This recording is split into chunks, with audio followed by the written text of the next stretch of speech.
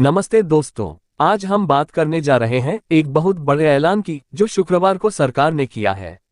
जी हां, शुक्रवार को केंद्रीय कैबिनेट ने लगभग 18,658 करोड़ रुपए के 4 बड़े रेलवे प्रोजेक्ट्स को मंजूरी दे दी है। और ये सिर्फ इंफ्रास्ट्रक्चर का अपडेट नहीं है, ये एक अवसर है समझने का कि कौन से शेयर होंगे फायदे में और किन पर आपको नजर रखनी चाहिए। आरवीएनएल, आईआरएफसी और कॉनकॉर जैसे रेलवे स्टॉक्स, क्या बनेगा अगला मल्टी बैगर? आइए इस वीडियो में जानते हैं पूरा विश्लेषण, जमीन से लेकर बाजार तक।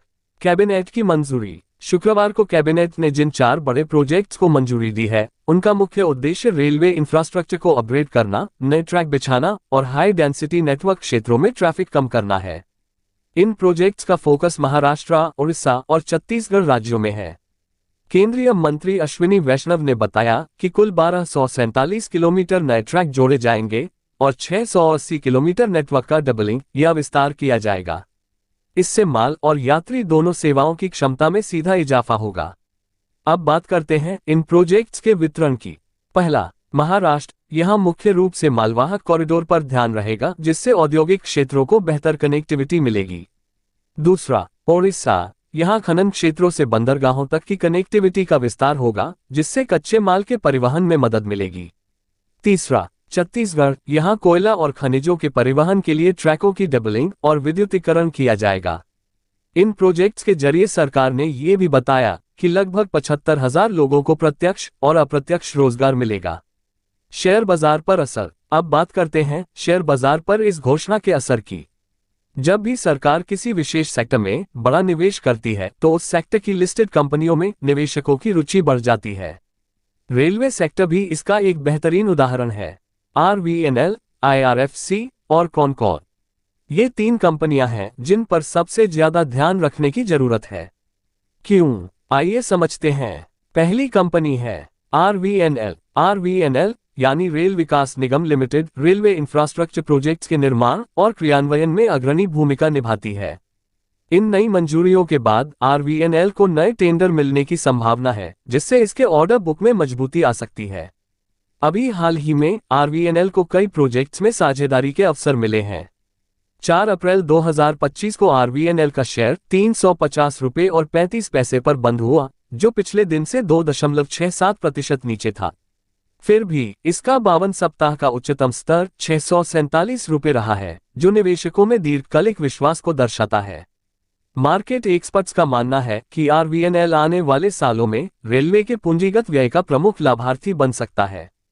इसने अपने निवेशकों को 1 साल में 32.71%, 3 साल में 936.39% और 5 वर्ष में अपने निवेशकों को 2204.61% का मल्टीबैगर रिटर्न दिया है। दूसरी कंपनी है आईआरएफसी। आईआरएफसी यानी इंडियन रेलवे फाइनेंस कॉर्पोरेशन भारतीय रेलवे के लिए वित्तीय संसाधनों का प्रमुख स्रोत है। इस नई निवेश योजना के साथ आईआरएफसी की भूमिका और बढ़ जाएगी। आईआरएफसी सीधे रेलवे को फंड प्रदान करता है, जिससे वह ट्रेनों और ढांचागत विकास के लिए आवश्यक पूंजी जुटा सके। शुक्रवार 4 अप्रैल को आईआरएफसी का शेयर 124 रुपये और 90 पैसे पर बंद हुआ, जो 3.29% की गिरावट को दर्शाता है। लेकिन विश्लेषकों का मानना है कि यह गिरावट अस्थायी है और इसका लंबी अवधि का दृष्टिकोण सकारात्मक बना हुआ है। आईआरएफसी अपने निवेशकों को नियमित रूप से डिविडेंड प्रदान करता है और इसका डिफेंसिव बिजनेस मॉडल इसे स्थायित्व प्रदान करता है। इसका 52 सप्ताह का उच्चतम स्तर 229 रुपये और 5 पैसे और निम्नतम स्तर 108 रुपये और 5 पैसे रहा है।